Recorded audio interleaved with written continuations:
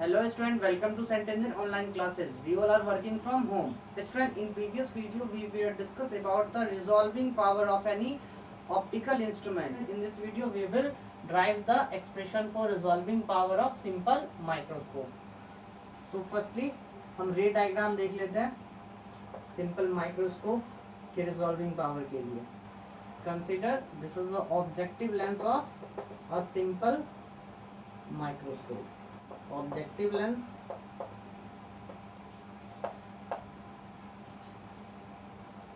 Student, lens का जो aperture होता है वो कैसा होता है? सर्कुलर होता है. Consider D is the diameter of aperture of this lens. इस लेंस का जो एपर्चर का डायमीटर क्या माना मैंने?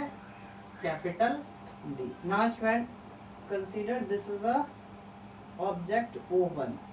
कोई ऑब्जेक्ट O1 है जो इस लेंस के सामने रखा हुआ है. अब ये लेंस इस ऑब्जेक्ट का इमेज फॉर्म करेगा. अगर हम रे डायग्राम देखें तो एक रे ऐसे गई इससे, दूसरी रे and finally at that point we obtain image. मान लो बच्चों हमने यहाँ एक स्क्रीन रख दिया to observe the intensity of image. This is the image of first object. Student, अगर हम intensity distribution curve according to wave theory देखें तो क्या होगा? सेंट्रल पे इंटेंसिटी मैक्सिमम होने वाली है. तो इंटेंसिटी डिस्ट्रीब्यूशन कर्व कुछ इस तरह फॉर्म होने वाला है फर्स्ट इमेज के लिए.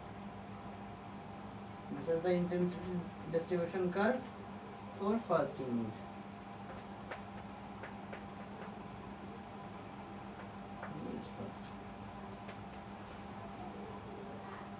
Now student, this is the first secondary minima of the image I1. image I1 का first secondary minima कहाँ है? यहाँ है. image I1 का central maxima कहाँ है बच्चों? यहाँ पे. now consider another object O2 placed at very small distance D1. बहुत छोटे डिस्टेंस पे क्या रख दिया गया? दूसरा ऑब्जेक्ट O2. यानी अगर हम इसे नेक्ड आई से देखें तो ये लगभग एक ही ऑब्जेक्ट, यानी दोनों एक दूसरे के कांटेक्ट में हमें दिखाई देगा. हमें क्या करना है? उन दोनों ऑब्जेक्ट का एक रिजॉल्व इमेज फॉर्म करना है by the help of this simple microscope. यानी स्टूडेंट D1 वो मिनिमम डिस्टेंस है दो ऑब्जेक्ट का, जिस डिस्टेंस पे या जिस डिस्टेंस के बियॉन्ड ये माइक्रोस्कोप इन दोनों क्लोजेस्ट ऑब्जेक्ट का सेपरेट या रिजॉल्व इमेज फॉर्म करेगा. इस डिस्टेंस से अगर कम डिस्टेंस पे हम रखें तो माइक्रोस्कोप सेपरेट या रिजॉल्व इमेज फॉर्म नहीं कर पाएगा. It means D1 is the limit of resolution for this microscope. Now student let's draw the रे डायग्राम फॉर O2. O2 के लिए हम क्या करते हैं? रे डायग्राम ड्रॉ करते हैं.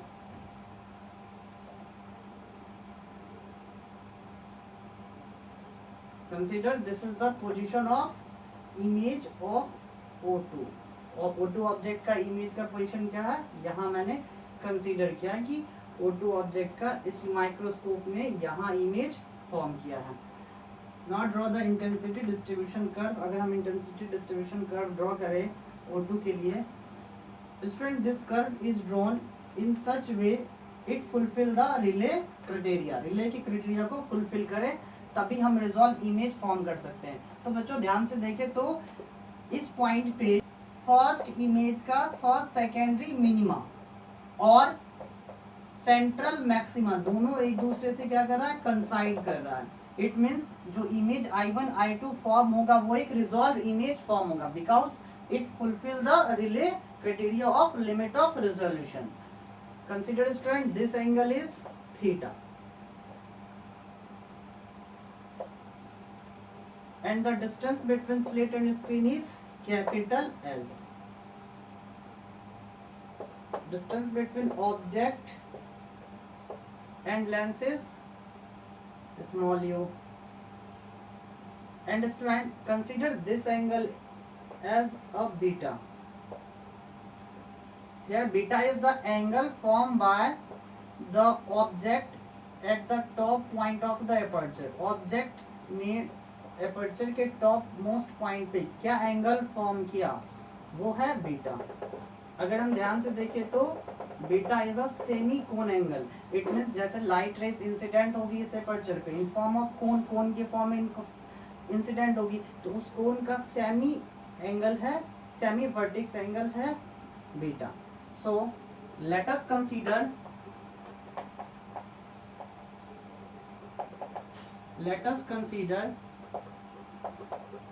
two object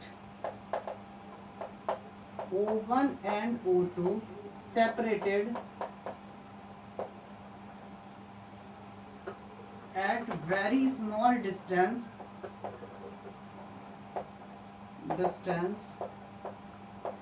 D1 in front of microscope.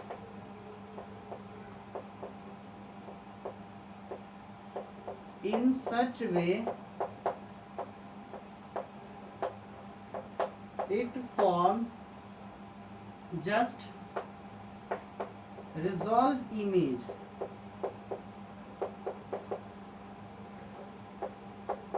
I1 and I2, just resolve image on screen placed at a distance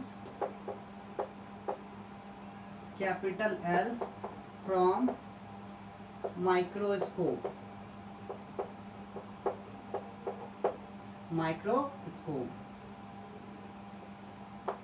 Also consider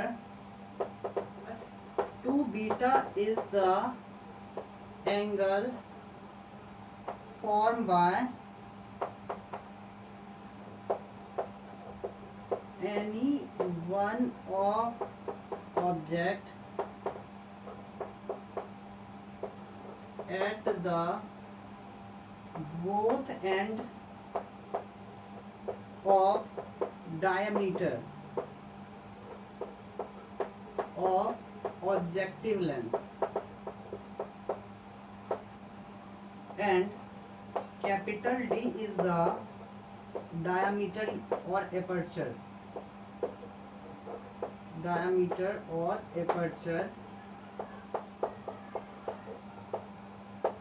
of objective lens.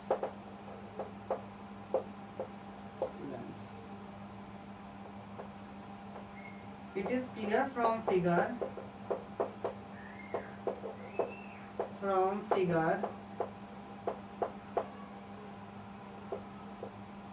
central maxima of image I2 coincide with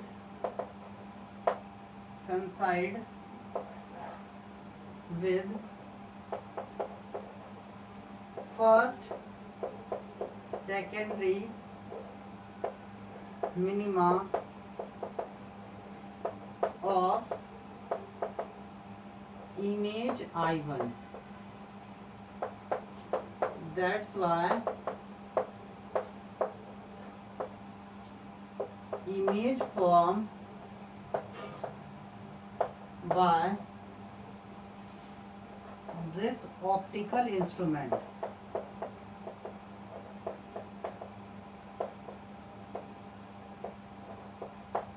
is just resolve image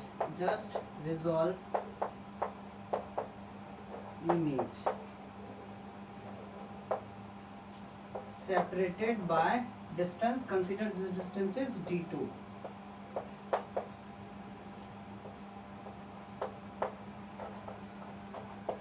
By distance D2 as shown in figure. Now student, here D1 is the minimum distance between two objects at which or after which microscope form resolved image. It means d1 is the limit of resolution. Here d1 is the d1 क्या बच्चों, तो limit of resolution है. क्यों? क्योंकि d1 दो object के बीच का वो मिनिमम लीनियर डिस्टेंस है जिस डिस्टेंस के बाद या जिस डिस्टेंस पे माइक्रोस्कोप कैसा इमेज फॉर्म कर रहा है, माइक्रोस्कोप रिजॉल्व इमेज फॉर्म कर रहा है. इट मींस d1 क्या है, limit of resolution. So we know that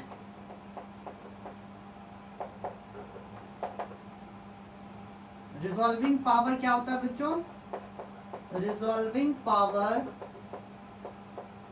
of microscope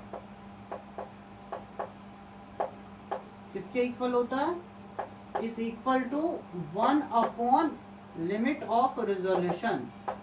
limit of resolution it means resolving power क्या हो जाएगा बच्चों, यहाँ पे resolving power of microscope equal to 1 upon d1. Consider equation first. Now student, it is clear that theta is the angular width between central maxima and first secondary minima. और central maxima और first secondary minima के बीच में angular width क्या होता है, theta, which is equal to lambda by a, जो हम पढ़ चुके हैं. या हम ऐसे भी देखें तो थीटा क्या है बच्चों, थीटा सेंट्रल मैक्सिमा का हाफ एंगुलर विड्थ है. Theta is the half angular width of central maxima. Central maxima का एंगुलर विड्थ 2 थीटा होता है. That's why theta is the angular width between central maxima and first secondary minima.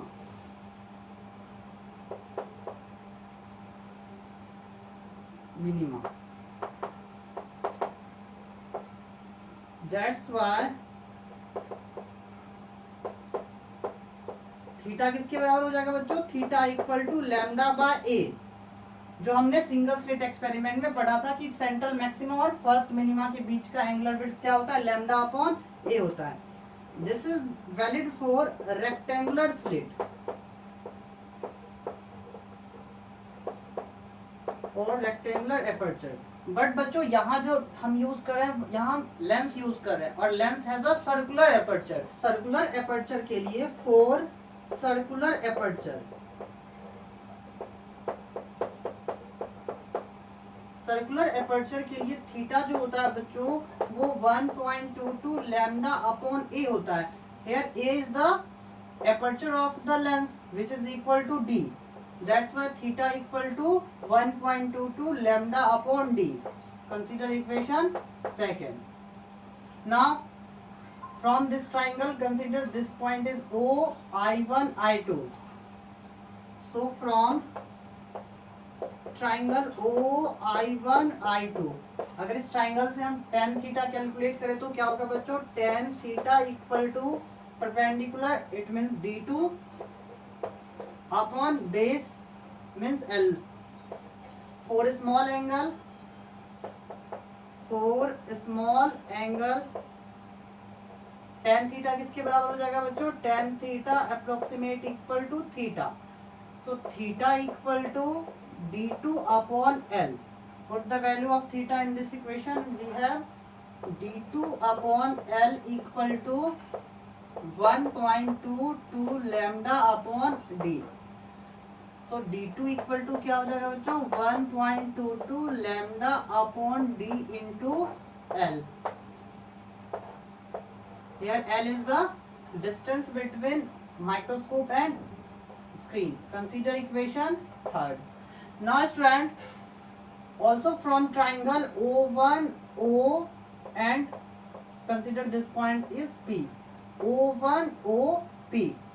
From triangle O1, O, P. O1, O, P में अगर हम tan beta calculate करें, tan beta equal to, so in this triangle tan beta equal to perpendicular perpendicular is equal to D by two, क्यों, क्योंकि यहाँ से यहाँ तक डी है, तो हाफ डिस्टेंस क्या हो जाएगा बच्चों, D by two perpendicular upon base, and base is equal to U, so tan beta equal to D by two perpendicular upon base U. It means for small angle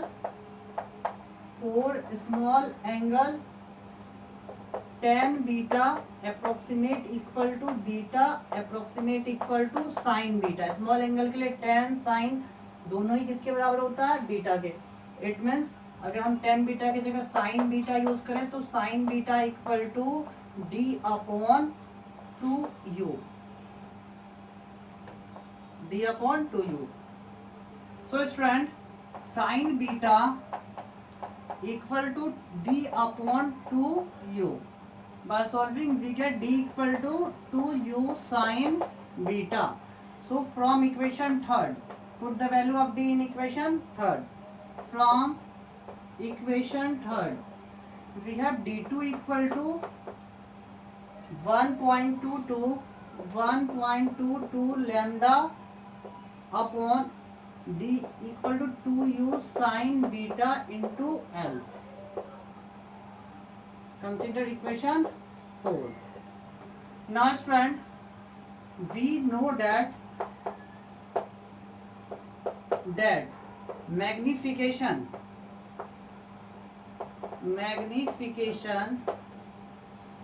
n equal to क्या होता है बच्चों, magnification hi upon ho, hi upon ho equal to v upon u. ये हमने ray optics में पढ़ा था. So m equal to magnification क्या हो जाएगा, hi. So student hi is equal to d2 and ho equal to df1. It means d2 upon d1 equal to v upon u, v equal to l and u equal to u. By solving we get d2 equal to L upon u into d1. So put the value of d2 in equation 4. We have from equation 4 d2 की जगह क्या use कर लेंगे, L by u into d1 equal to 1.22 lambda upon 2u sin beta L. L से L cancel and U से U cancel. Finally D1 equal to 1.22 lambda upon 2 sine beta. So limit of resolution हमने calculate कर लिया. Limit of resolution D1 equal to 1.22 lambda upon 2 sin beta.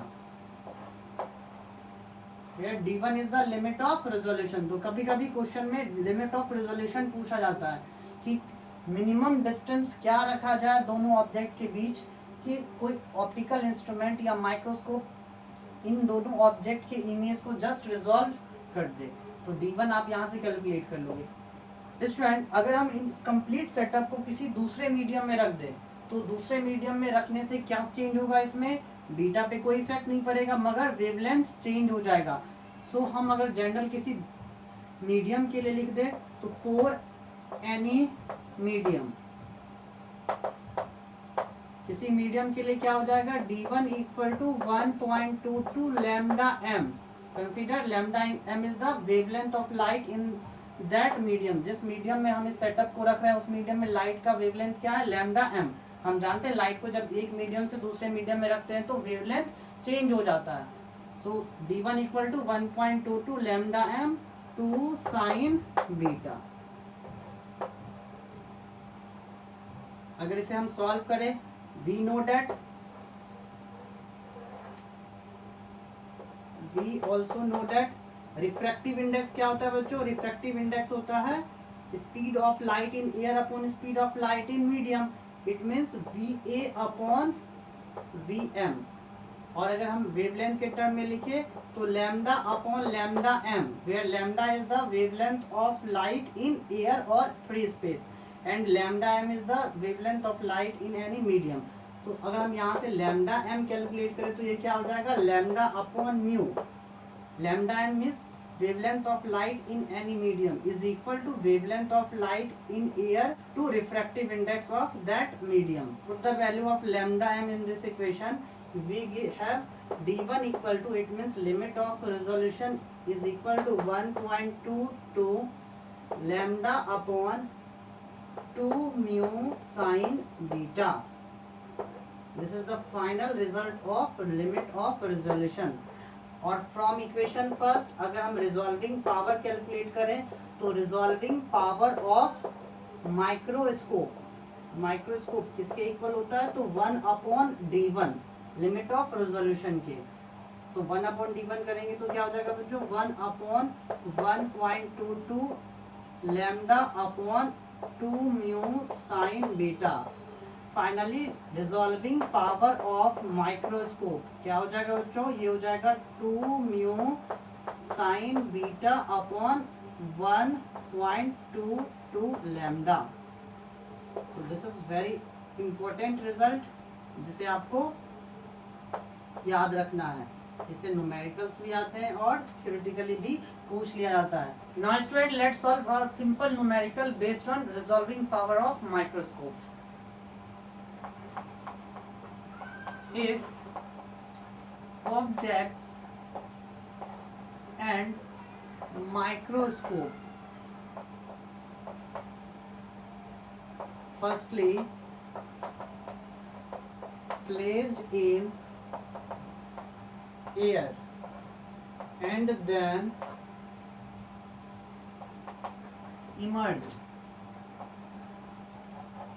immersed in liquid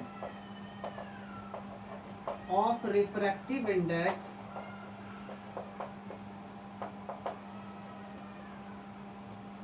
4/3. Find first one the ratio of resolving power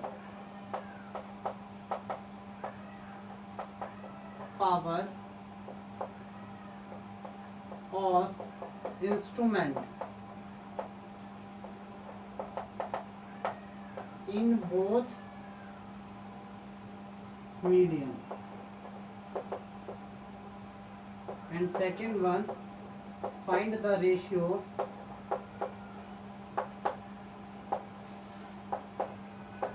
of limit of resolution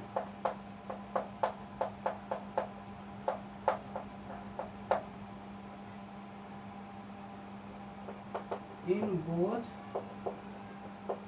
condition. So student question में कहा गया पहले object और microscope के setup को कहाँ रख दिया गया, पहले एयर में रख दिया गया और फिर एक ऐसे लिक्विड में इमर्ज कर दिया गया जिसका रिफ्रैक्टिव इंडेक्स 4/3 है। तो हमें फाइंड करना है ratio of resolving power of instrument in both medium. So let's solve the first part from question. Refractive index air का क्या होता है बच्चों, refractive index of air equal to 1 and इस मीडियम का रिफ्रैक्टिव इंडेक्स कितना गिवन है, refractive index of this medium is equal to 4/3। Now we know that resolving power microscope का क्या होता है बच्चों, equal to 2 mu sign beta upon 1.22 lambda. अगर हम एयर के लिए लिखे तो resolving power for air is equal to 2 refractive index of air sine beta upon 1.22 lambda. Consider equation first. Similarly student अगर हम रिजॉल्विंग पावर मीडियम में लिखे तो क्या होगा, 2 mu M sine beta upon 1.22 lambda. बच्चों यहाँ लैम्डा क्या है, दोनों ही कंडीशन में lambda wavelength of light in air है, हम इसे लैम्डा ए यूज कर लेते हैं। दोनों ही कंडीशन में क्या होता है, lambda wavelength of light in air. Now अगर हम 1 को 2 से डिवाइड कर दे तो क्या होगा, it means it is equal to mu A upon mu M. So resolving power of microscope in air to resolving power of microscope in medium is equal to 3/4. And in second part we have to find the ratio of limit of resolution. तो resolving power क्या होता है बच्चों? resolving power 1 / limit of resolution. That's why ratio क्या हो जाएगा? ratio of limit of resolution, it means dA/dm. और limit of resolution क्या होता है? रिजॉल्विंग पावर का इनवर्स होता है और रेसिप्रोकल होता है, तो हम इसे लिख सकते हैं आर पी, यानी resolving power in medium to resolving power in air. It means ratio of limit of resolution क्या हो जाएगा बच्चों? 4:3.